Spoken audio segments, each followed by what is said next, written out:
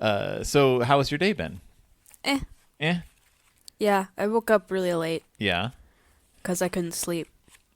Are you enjoying the cooler weather here in the state of Minnesota? I haven't left my house in like 5 days. Yeah, that's the answer I was thinking was going to come out of your mouth. So, are you ready to talk about a new mommy? Yeah, I liked this story. Good. It filled me with dread, unlike the past stories we've read. Well, speaking of filling you with dread, I've got some info about this story that'll fill you with even more dread. Yeah? But I'll get to that in a second. Hey, everyone, I'm Phil. And I'm Willow. And it's Del Toro time. It's Del Toro time. You're supposed to do that after we say that. Is it? No, because now that's where the themes music comes.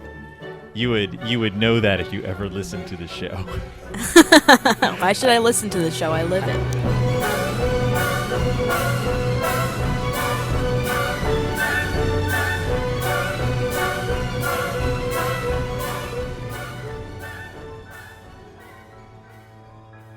The children were always called Blue Eyes and the Turkey, and they came by the names in this manner.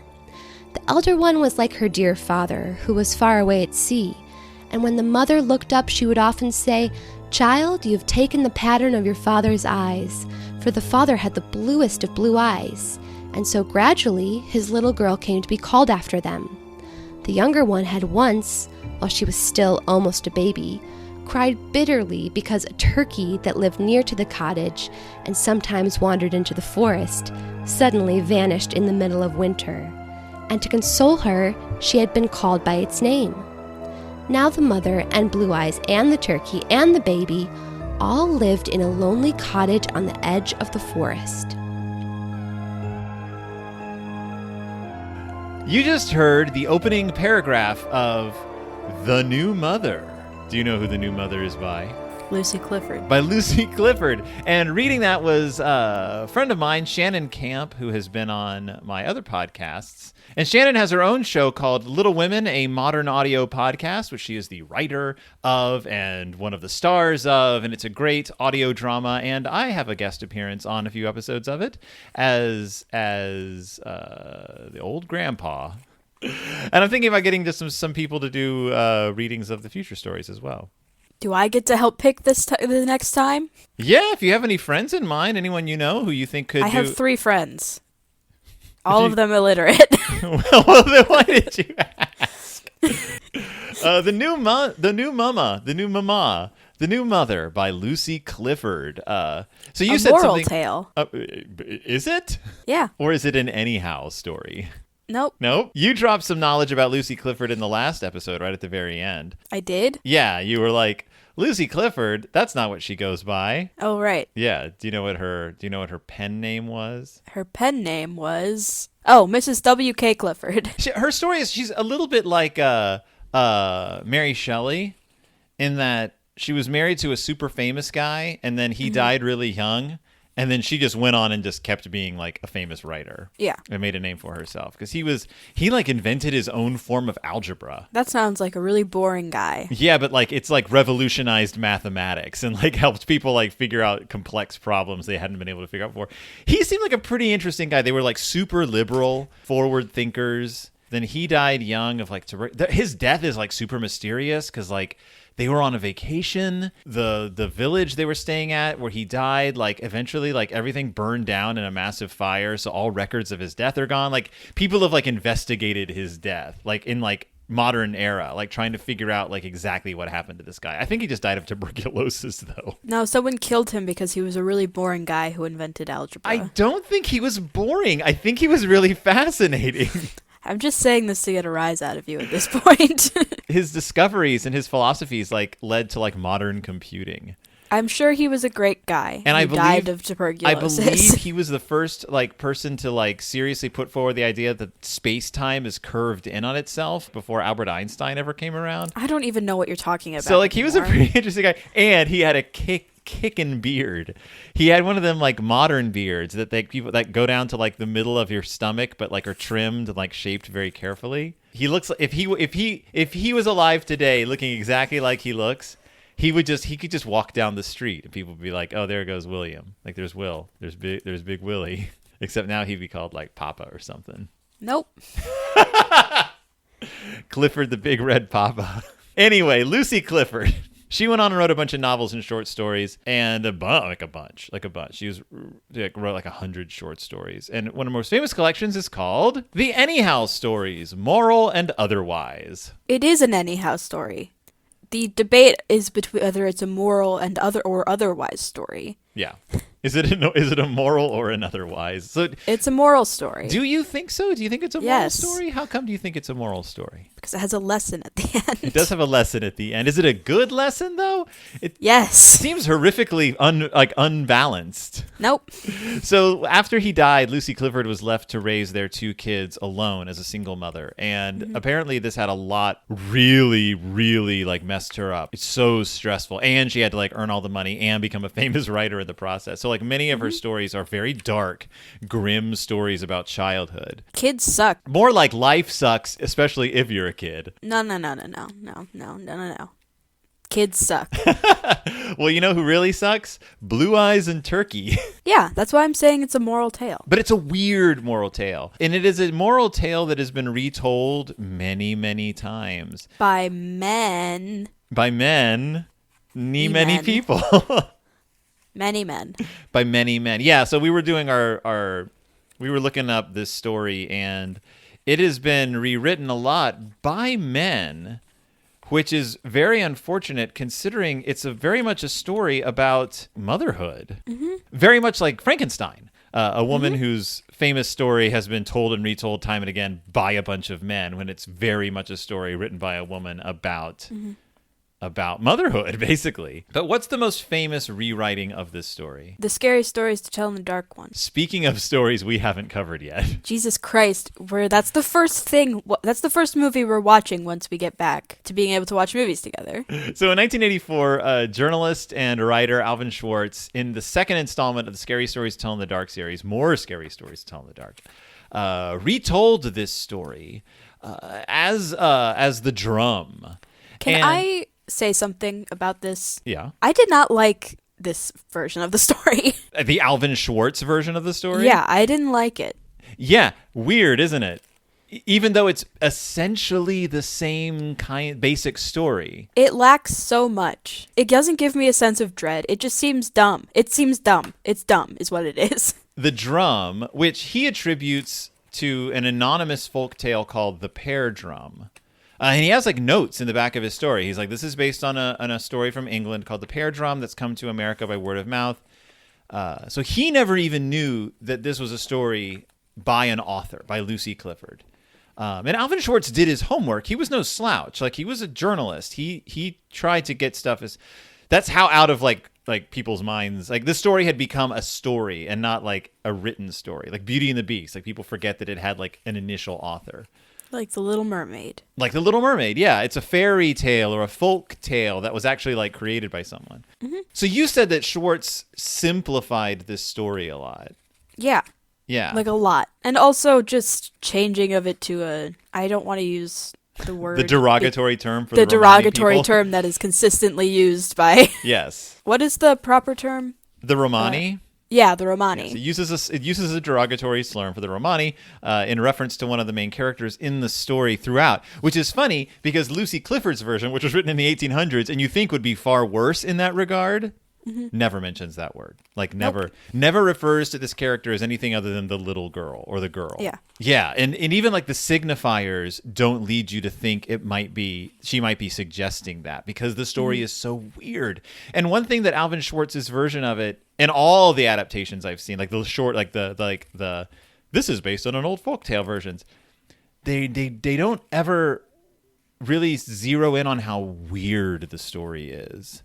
Like you said, like there's that creeping sense of dread and like uncanniness, starting with the description of the little girl and going out.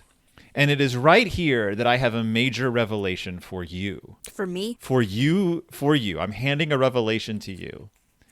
And I did not hand you this revelation earlier because I did not know this until about an hour ago, when I picked up my own copy of Anyhow Stories, Moral and Otherwise, which I got for free. You can get for free on Google Books. It's just you go to Google Books, you search for Anyhow Stories, Moral and Otherwise. It's free, and it's not just an ebook. It's actually a facsimile of the first edition. The version that we have, and oh, by the way, this is The Dark Descent.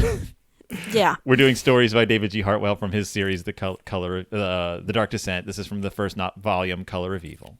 The version that appears in The Dark Descent, edited by David G. Hartwell, where he introduces it as a story by Lucy Clifford, tells where it's from. The version that you read, at least I assume, your version actually could be not this. I do not know. The version I have, at least, is a shortened version of the original short story. How long is the original one? It's I don't know word wise or lengthwise because it's like in a very different format. But like every single paragraph has stuff edited out, like for time reasons, or for space reasons, not. Well, I will amend that. So I'll ask you, in your version of the story, in the version in The Dark Descent, does it have a character who is a man with 2 dancing dogs? No. Okay. So for some reason, The Dark Descent has this truncated version of the new mother. It's the same story, and all the words are from the original version. It's just missing, I'd say, like a quarter of the text. Why? Just from internal edits. And you actually lose some pretty creepy descriptions of things. Okay, I'm getting way ahead of myself.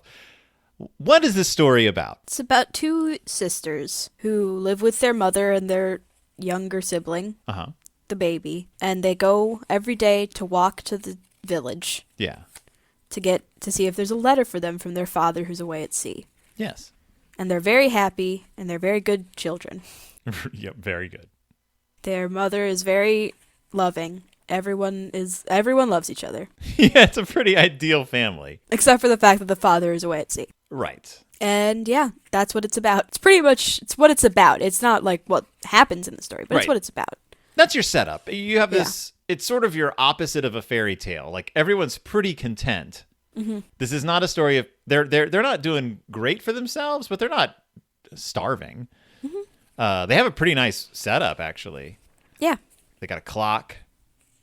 They got tin on the walls. A fire. They have milk and a baby. They're all happy. And a mom. Very nice mom. Yeah. So the one day they get sent to go pick up a letter from the post office at the local village, and it's the day after a festival. Yes. So everyone in the village is kind of in a good mood, and the girls are kind of upset they missed the festival the day before. Mm-hmm. And on the way back from the village, what happens? They see a distressed 15-year-old. Yeah. Can you find in your copy when they first leave the village and just read to the end of that paragraph? Okay. They had left the village and walked some way. And then they noticed, resting against a pile of stones by the wayside, a strange, wild-looking girl who seemed very unhappy. So they thought they would ask her if they could do anything to help her, for they were kind children and sorry indeed for anyone in distress. So in the original version, that is an entire paragraph by itself. And here is what it says. They had left the village and walked some way, and then, just before they reached the bridge, they noticed, resting against a pile of stones by the wayside, a strange dark figure. At first, they thought it was someone asleep. Then they thought it was a poor woman, ill and hungry. And then they saw it was a strange, wild-looking girl who seemed very unhappy, and they felt sure that something was the matter. So they went and looked at her and thought they would ask her if they could do anything to help her, for they were kind children and sorry indeed for anyone in distress. So first she looks like someone who's asleep, then it looks like a poor woman, an ill woman, and then they're like, wait, no, it's just this teenage girl. Mm-hmm. A lot of that kind of description is cut from The Dark Descent. Yeah. That really, like you said, that the Dark Descent version had a really creepy feeling. Mm-hmm. The original text is even weirder. Like, there's just a lot of that going on. Like, the kids look at something and they're not sure for a while what it is until it resolves itself. That's what kids do, though. That's what kids do. But you know what else also does that we haven't talked about in a long time? Fairies. That lead to some of the scariest interactions that we've discussed on this show. Fairies. The notion that fairy is like probably the most horrific kingdom you could possibly interact with. Yeah. Yeah. And it seems like the Dark Descent cuts a lot of the stuff out that suggests even more so. Because in the version that you read, it's still in there. Mm-hmm. But it's really in there in the original version. Like, oh, they are dealing with an otherworldly creature. I mean, what else? What other type of creature would convince two little girls to... And she says some stuff that was cut, and I'll get to it when we get to it, that even leads you to believe that this girl they run into has no clue like how humans are supposed to behave. Well, yeah, obviously. So they run into this girl, and what does she have? She has a shawl. Uh-huh. Something hidden in her shawl. Yep. And they think it's a baby. Then she sits on it. Yep. Well, first she lies. What did she say first? I live in the village. And they're like... What are you sitting on? And what does she say? A pear drum. A what? And they're like, what now? And it's all one word, pear drum. Yep. And what is a pear drum, according to her? A curious instrument. Yeah. Most people in good society have one. No, they don't. It's true. It's like a lute or a guitar. It has 3 strings, but only 2 pegs to tune them. And it says here, I think this part is cut from yours. It says, the 3rd string was never tuned at all, and thus added to the singular effect produced by the village girl's music. Sounds like something a hippie musician would say. Hipster musician, sorry. Hippie, hipster. You don't play it by strumming it. You play it by turning a handle hidden on the side. But what's really weird about this thing? It has box. Yeah, and what's in the box? 2 dancing people. We think. Supposedly. Yeah. Yeah, so they're like, what's in the little box? And she's like, oh, there's a little man in there and a little woman. And he'll tip his hat to you and she'll dance. And, also they're like, did that thing cost a lot of money? And she's like, yeah, I'm really rich. And they're like, no, you're not. Yeah, you don't look rich. She's like, oh, yep. Okay. And she keeps saying that it's lucky to look as shabby as she does. And you're like, what is wrong with you? So she says that these 2 little people live in the pear drum box and they dance whenever she wants them to, but they're not allowed to see it. Why aren't they allowed to see it? Because they're not naughty children. And so this is where you suddenly get to like, wait, what? What? And she's like, yeah, like only naughty people are allowed to see them. So you have to be naughty. And they're like, they don't even know how to be naughty. Mm-hmm. They're like, we'll try. And she's like, yeah, you're not going to be able to do it. Yeah. You want to know why they can't do it? Because there's no man and little woman in the box. This is something that adults and teenagers do to little children a lot. Right. And Blue Eyes is like, I don't know how to be naughty. And Turkey's like, I think I can be naughty. And then Blue Eyes starts crying and she's like, no, you can't be naughty without me. And they're so upset that they can't be naughty. They're cried all the way home. They're crying at home. The mother is distressed that they're crying so much. She's like, what is wrong? Oh, my children. Oh, my dear children. What is the matter? Yeah. And they're like, we can't be naughty. We want to be naughty. And she's like, what the hell? Yeah. Why do you want to be naughty? And they're like, we want to be naughty. And she's like, you can't be naughty because that would mean you don't love me. Yeah. Yeah. And that's when things start getting weird. Because if one loves well, one's love is stronger than all bad feelings in one and conquers them. And this is a test. Whether love be real or false, unkindness and wickedness have no power over it. And they say, we don't know what you mean. And we love you, but we want to be naughty. Because they really want to see inside that pear drum. Honestly, don't understand. I mean, as you know, I was a relatively curious child. Yeah. Relatively. I was a very curious child. I wouldn't shut up. About anything. I just think that if I approached a woman and they were like, you gotta be a bad kid in order to see in this box to see the man and the woman dancing, I'd be like, nope. No, that's good. I'm good. And I believed in fairies when I was young too. That is very true. You get the feeling that these 2 little kids are very sheltered. Mm-hmm. The idea of being a bad child is so foreign to them that it becomes almost like a crusade to do something not good. Almost like the kindness of the home has been detrimental to their development. Yep. Like if they had been allowed to be a little naughty or had been even given the opportunity to be naughty, maybe they wouldn't be in this mess. Mm-hmm. And maybe the mother wouldn't be in this mess, because what does she say will happen if they make her unhappy? She'll leave and the new mother will come. Who is the new mother? A new mother with a glass eye and a wooden tail. Why does she have a wooden tail? No one knows. Yep, she has glass eyes and a wooden tail, and they're like, wait, what? We've never heard of this before. So they go back to the next day, they go back to they find the village girl, and they're like, can we see the little man, the little woman? And she's like, no. And they're like, but if we're naughty, our mother's going to go away and send the new mother with glass eyes and a wooden tail. And the little girl's that's what they all say. New mothers with glass eyes and wooden tails are much too expensive to make. Mm-hmm. So then what does she tell the kids they have to do? Yeah, that they have to be naughty. She sings a song in my version that is not, I know is not in your version. Yeah. They're like, well, can we see the man and the woman tomorrow? And she's like, questions asked today are always best answered tomorrow.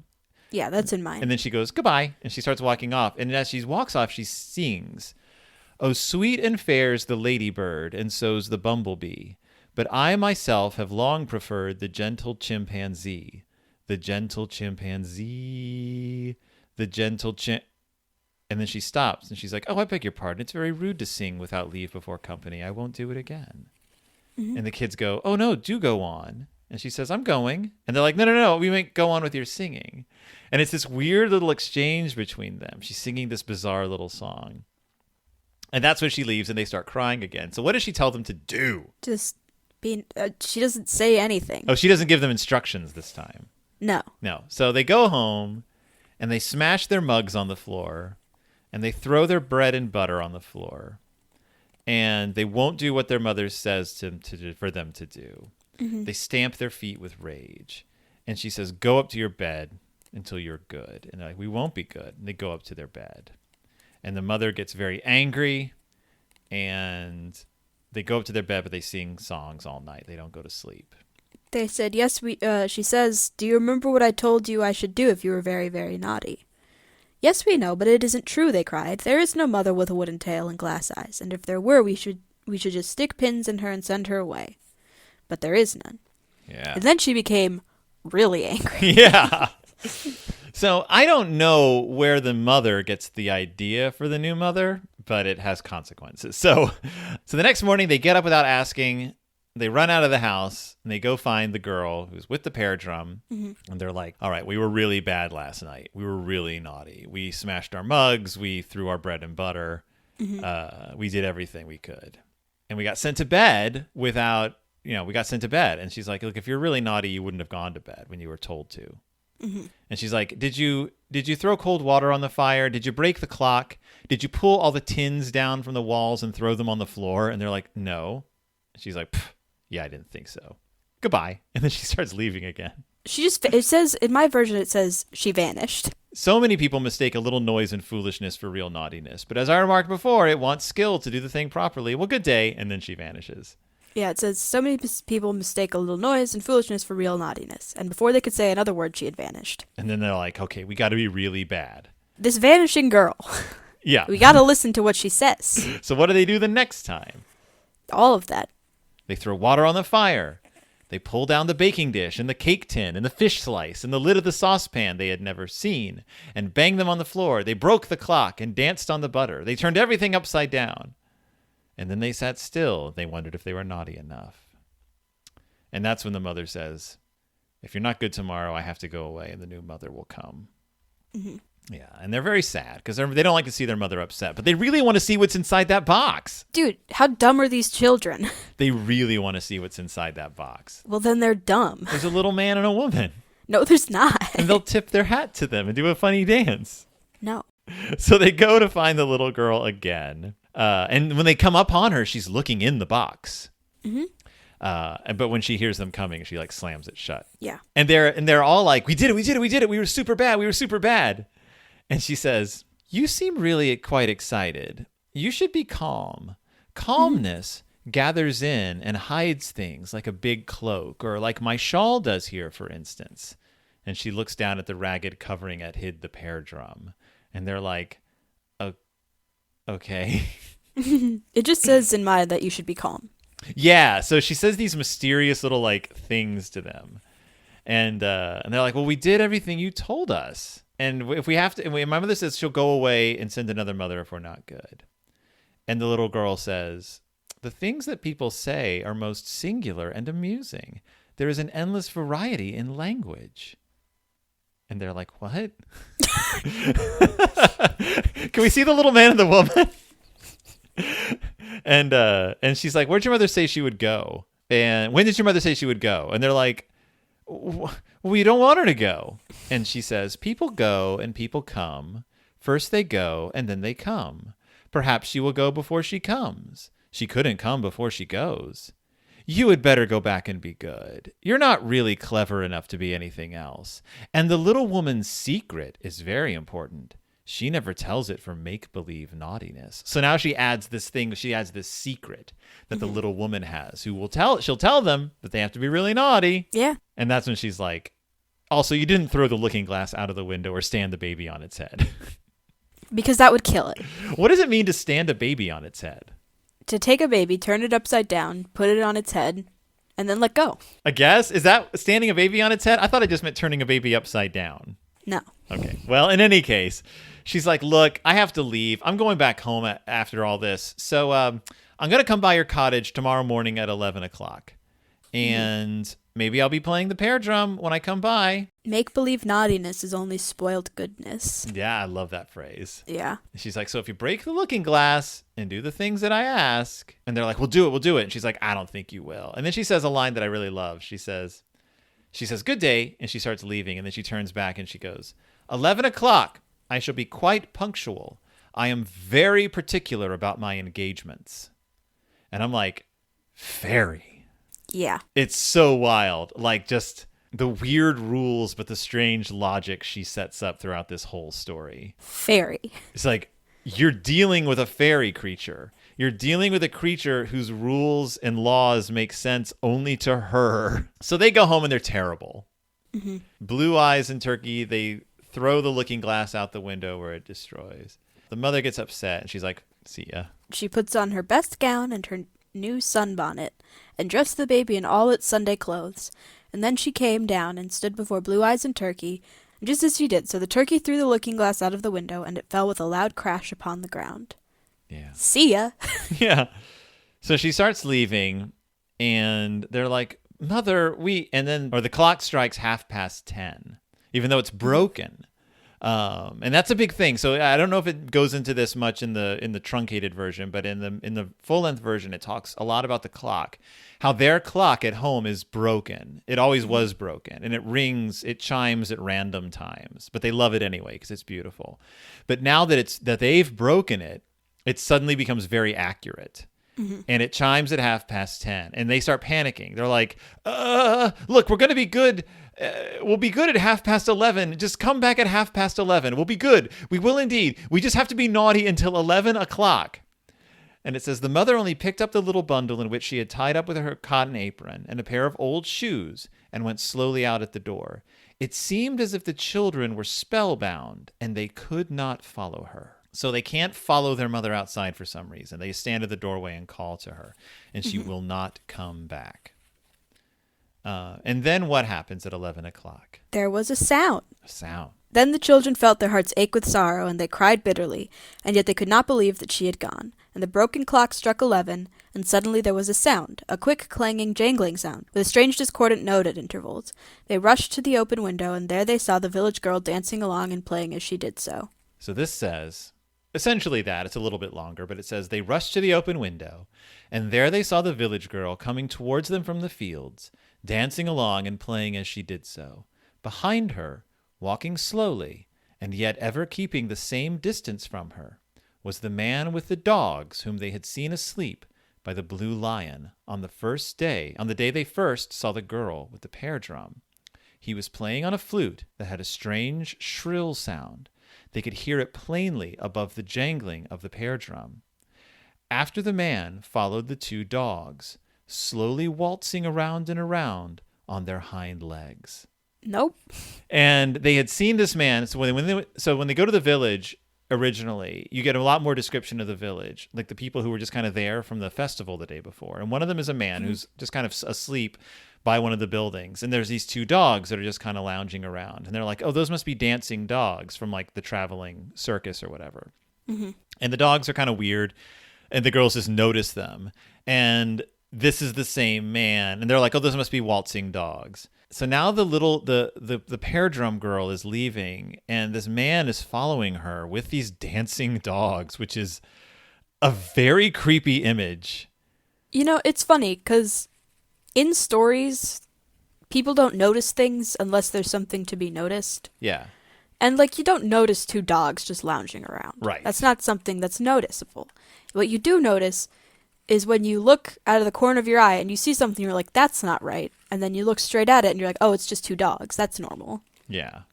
There's something so slightly wrong with these dogs. Yeah. And they can't explain it. The whole story smacks of the uncanny and this and the otherworldly, and like this strange girl with the pear drum whose very presence seems to have infected this whole area. Is the man one of the fairy people? Is he being led away by her? Is he like one of her like captives? We don't know. Like all we know is that he's with her now, and he's got these two dancing dogs, and for some reason that is the creepiest image in the whole story, is these waltzing dogs. Because there's something just ever so slightly wrong with them. Yeah.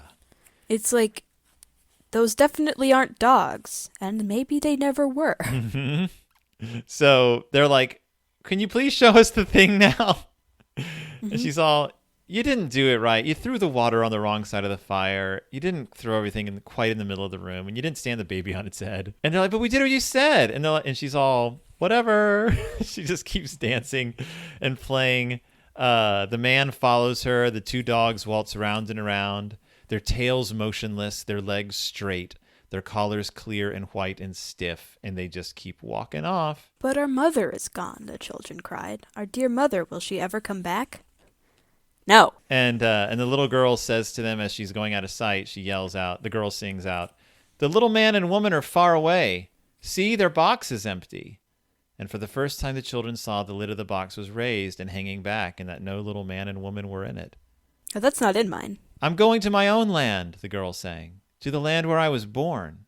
And that's when they say our mother is gone. Yeah, the empty box isn't in there. Oh, really? See, that to me is like, oh, man. No, sang the girl, she'll never come back. She took a boat upon the river. She is sailing to the sea. She will meet your father once again, and they will go sailing on. Mm-hmm. And they're like, no. And then she's like, your new mother's coming. She's already on her way. But she only walks slowly, for her tail is rather long, and her spectacles are left behind. But she's coming. She's coming. Coming. Coming. And then she just dances away. There's still story left. Yep. Because that new mother has to show up. And does she? Yep. This is another part of the story that is missing big chunks. They clean the house. They're like, if we clean the house, if we get everything nice, maybe our mother will come back. Mm-hmm. But there's this interesting stuff that they leave out, which is, it says they bolted the door, they shut the window and fastened it. They're like, we'll close the door and the new mother will think nobody's here if she comes. It says, and then in spite of all they had said, they felt naughty again and longed after the little man and woman they had never seen, far more than after the mother who had loved them all their lives. And then they did not really believe that their own mother would not come back, or that any new mother would take her place. Then later on, Turkey says, I wish we had heard the little woman's secret. I wouldn't have cared then. Mm-hmm. So you still have these like reverberations of this like whatever that had kind of bewitched them, like hanging over their head. So yada, yada, yada. The new mother does show up, and it's terrifying. It's funny, though, because the new mother doesn't really, like, scream malevolence. Nope. Well, she does have glass eyes. Okay. And she does have a wooden tail. Yeah. And she does use the tail to smash open the front door in one blow. Well, I mean, if you were locked out of your house and there seemed to be no way to get in. I'm locked out of my house, and I do have this door smashing tail. Yeah, what would you do? And she smashes open the front door. The girls run away. They run out into the woods, and they're still there. It's like the two children from Mama. Kinda. Yeah. Very much so. They're outside the house looking in at this new mother who's in the cottage. The windows are closed, the doors are shut, and no one knows what the inside looks like. And now and then, when the darkness has fallen and the night is still, hand in hand, Blue Eyes and the turkey creep up near to the home in which they once were so happy, and with beating hearts they watch and listen. Sometimes a blinding flash comes through the window, and they know it is the light from the new mother's glass eyes, or they hear a strange muffled noise, and they know it is the sound of her wooden tail as she drags it across the floor. And that's how it ends. Mm-hmm. So I ask you again, is this a moral tale? Yeah. I disagree. Why do you think it's a moral tale? Has a lesson at the end.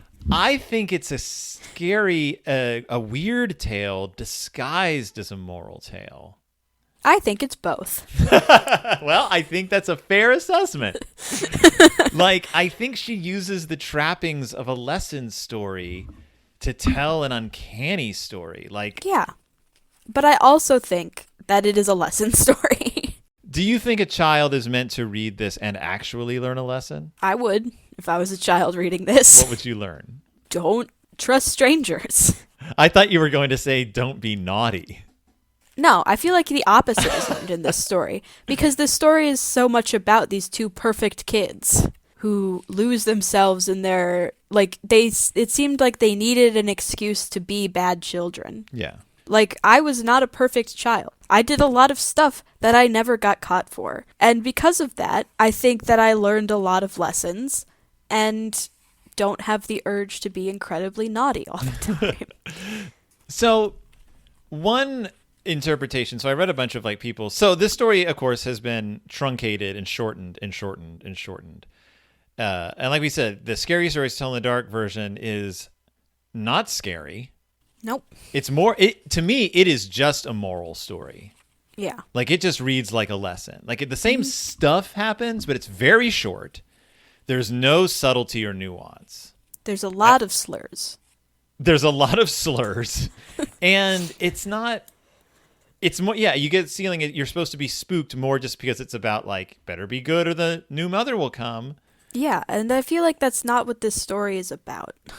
Yeah. I don't think No, go ahead. I don't think it's a traditional moral tale. Mm-hmm. I'll rephrase what I was saying. I don't think it's a moral story. I think you're right in saying that it is a weird story disguised as a moral story. Mm-hmm. But I think that just because it's a fake moral story doesn't mean you can't learn something from it. That's true. No, I agree with that. I think that's a totally valid takeaway from this.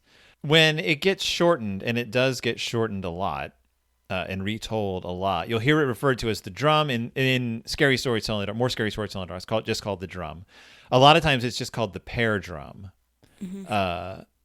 And it's just presented as an old English story. Yeah, sometimes the kids are called Turkey and Blue Eyes. Sometimes they're called Turkey and I think like Red Skirt or something. They're called Blue Eyes and Red Skirt because in one of the versions of the story, in the end of the story, they get taken into the box and two young boys come up to see what's in the box and they see a dancing figurine of a girl with blue eyes and a girl with red skirts. Yeah, in some versions of the story, it's just a girl holding a box with magic, like two dolls inside or whatever. A music box. And she promises to give them the box if they're naughty, which I think kind of like takes a lot out of it.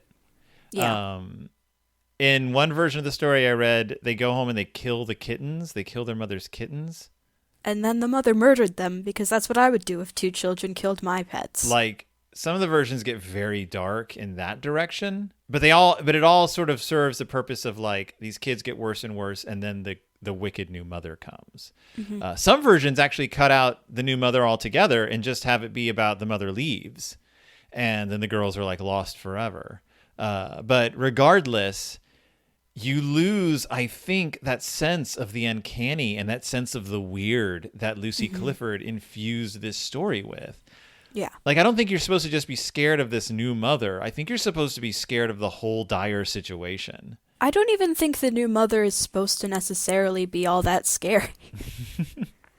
I don't know. It just she didn't seem like an evil presence. She didn't give that vibe off to me. I don't think you're supposed to be comfortable with her. Maybe it's just because because of my personal history with parental figures.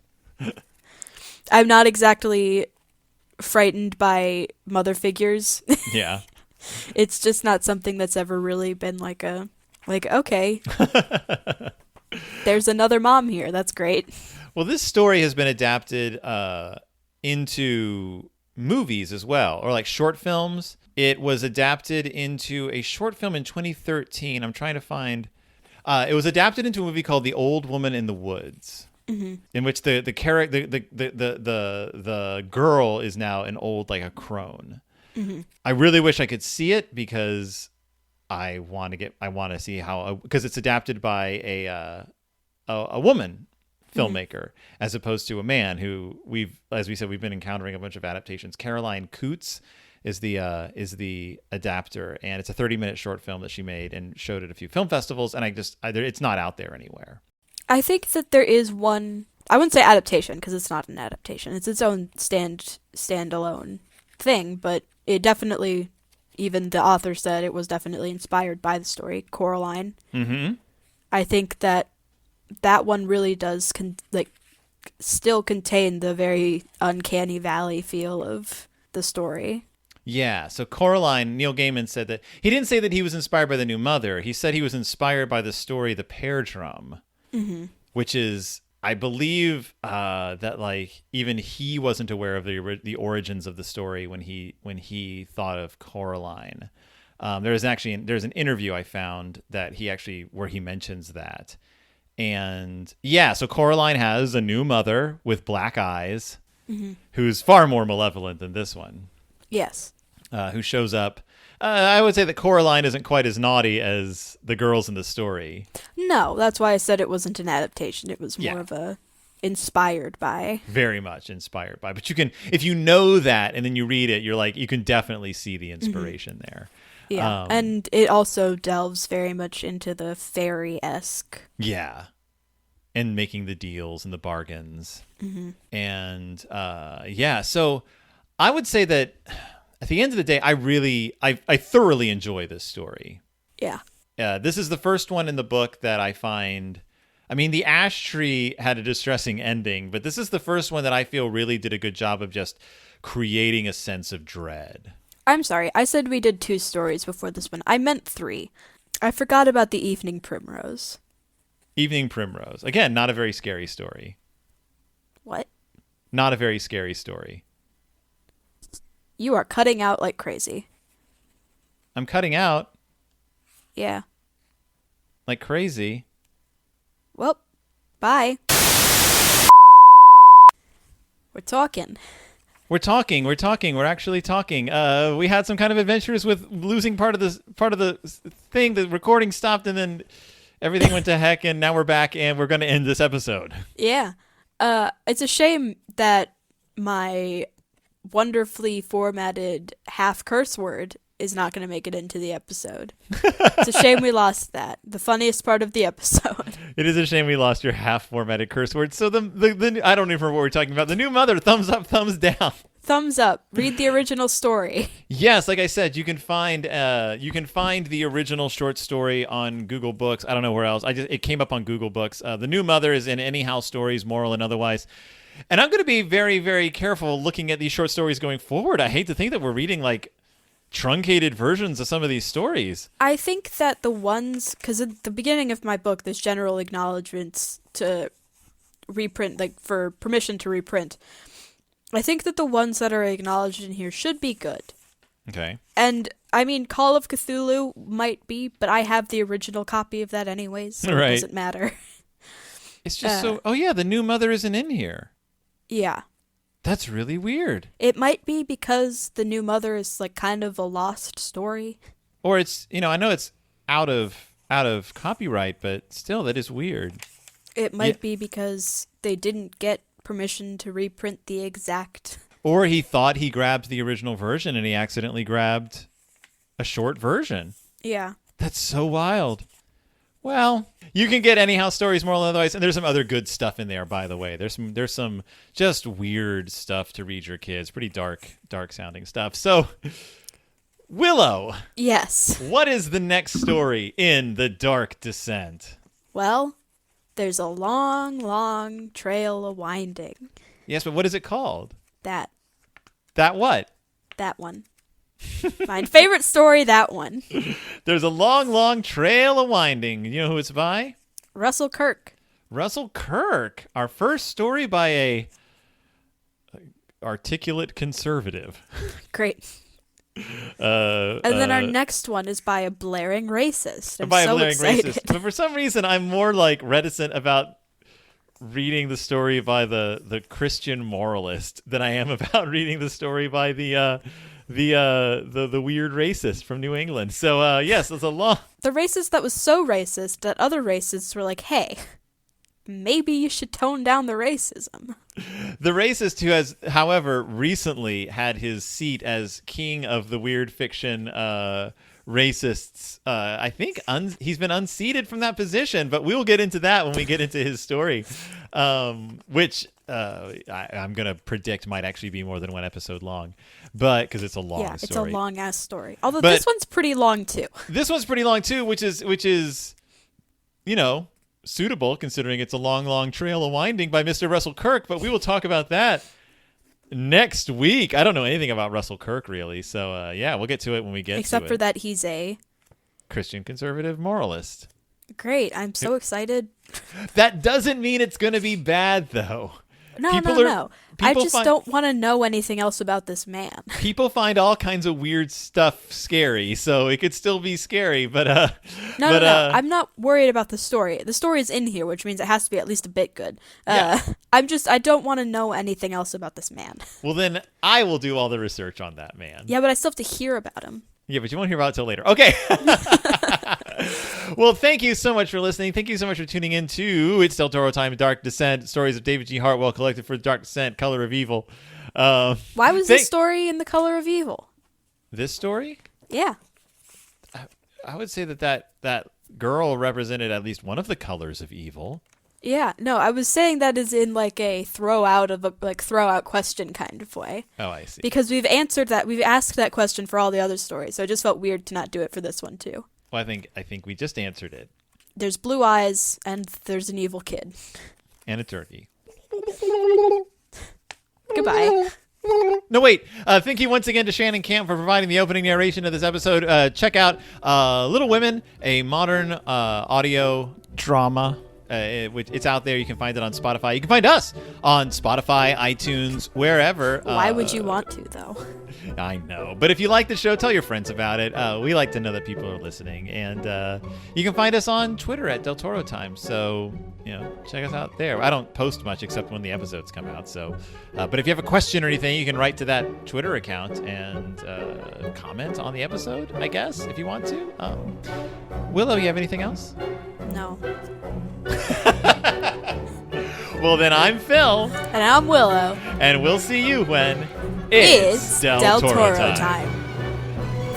Bye, you nerds. Drama.